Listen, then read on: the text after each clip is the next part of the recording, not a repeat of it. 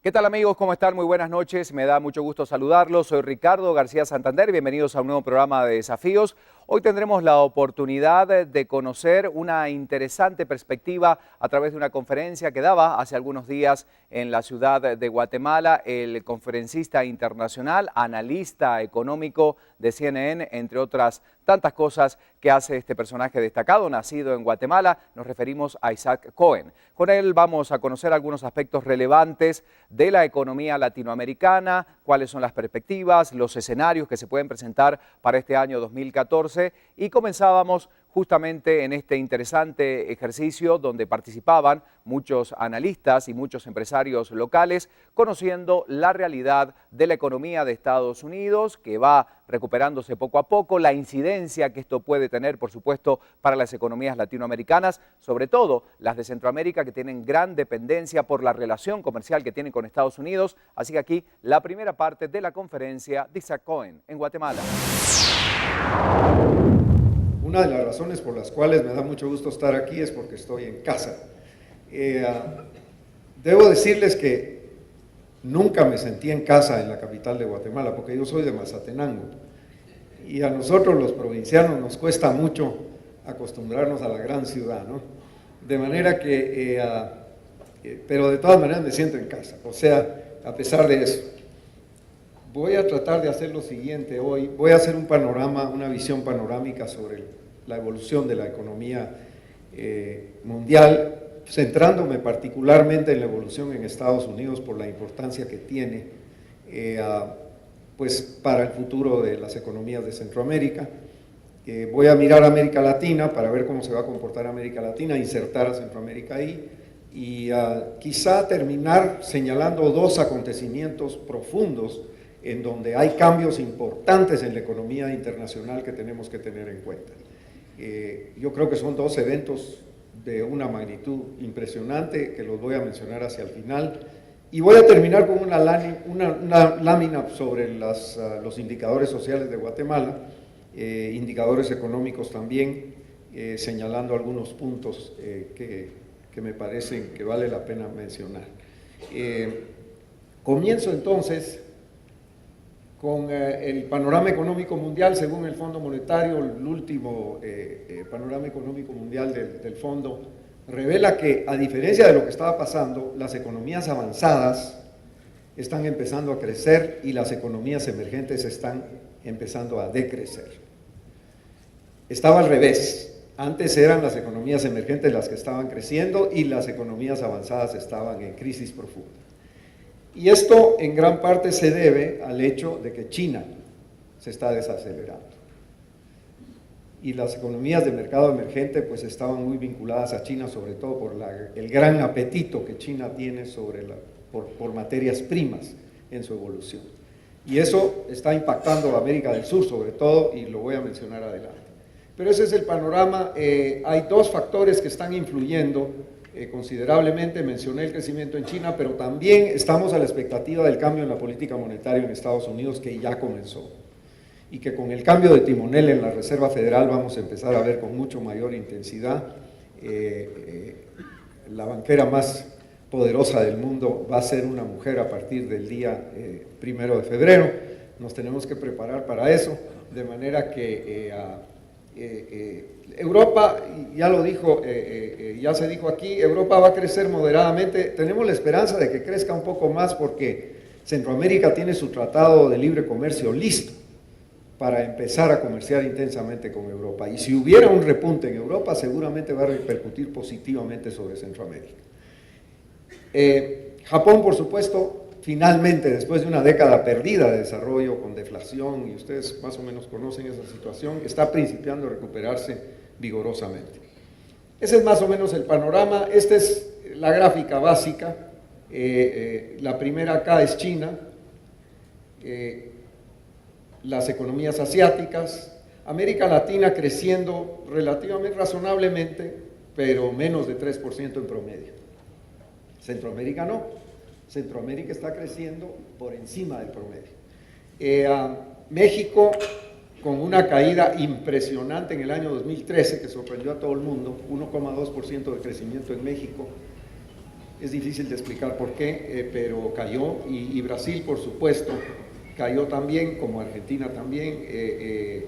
Japón está creciendo moderadamente, ahí está Canadá y la zona del euro todavía creciendo negativamente. Paso rápido sobre estos gráficos porque quiero llegar al punto. Aquí está la proyección del Banco Mundial sobre el crecimiento en China al año 2030. Esto está basado en un documento conjunto elaborado por el Banco Mundial con el Centro de Investigaciones sobre Desarrollo del Consejo de Estado de la República Popular China. O sea que este no es un documento de aficionados, este es un documento semioficial en donde el Banco Mundial se hace acompañar de una agencia del gobierno chino y la proyección es esta. Estamos viendo una caída de China hacia el 7%. Acuérdense que China crecía a 2 dígitos, de manera que una caída de 2 dígitos a 1 dígito es fuerte. Es cierto, 7%, dirá uno, bueno, ¿de qué se quejan, no? No, pero la caída es muy pronunciada. Y vemos que hacia 2025 la proyección es que caen a 5%, a la mitad. ¿Qué está pasando? Bueno, China está reorientando su economía. De una economía orientada hacia la exportación, en donde vendían todo lo que podían en el exterior, acumularon $1 trillón de reservas en la aventura. Ahora China se tiene que volcar hacia resolver sus problemas domésticos, aumentar la demanda doméstica, al cambio de modelo de desarrollo, que no implica menos consumo por parte de China de materias primas importadas, por ejemplo, pero al crecer la mitad de lo que estaba creciendo, su demanda indudablemente va a ser menor. Este es el crecimiento de Estados Unidos desde 2004, aquí está la caída, desde 2008 a 2009, empieza la recuperación, por supuesto, pero tenemos un fenómeno en Estados Unidos que es impresionante. La economía se reactiva, pero vuelve a caer. Y eso pasa. Y en diciembre nos pasó una cosa impresionante. Se crearon solo 74,000 nuevos empleos. Cuando la economía de Estados Unidos en el año 2013 venía creando en promedio 184,000 empleos. En octubre y noviembre la economía de Estados Unidos creó más de 200,000 empleos por mes. Y en diciembre la cifra se cayó a 74,000. Entonces, como que la recuperación en Estados Unidos no logra adquirir vigor suficiente como para empezar a bajar la tasa de desempleo. Eso sí, la tasa de desempleo bajó en diciembre.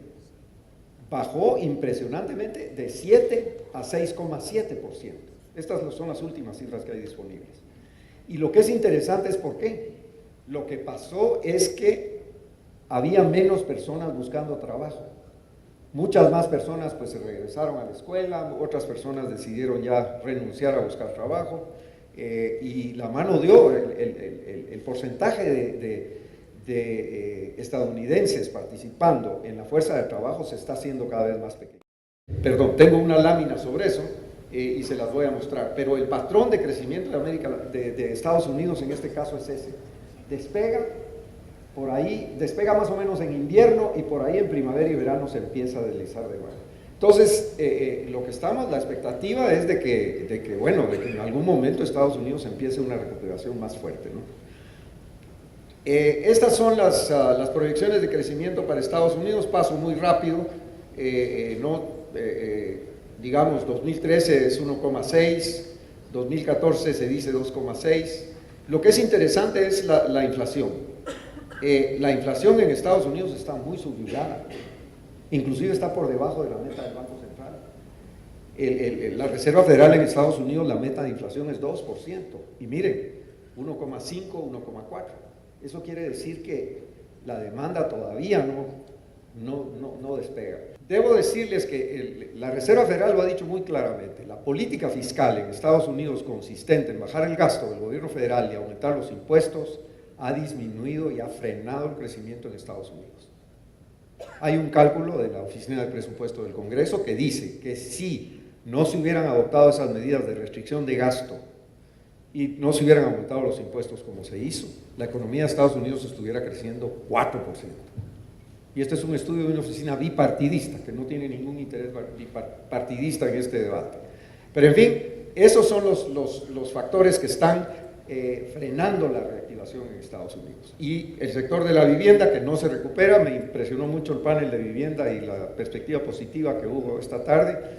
En Estados Unidos los precios de la vivienda se vinieron para abajo, se acabó el mito de que la propiedad no baja de precio.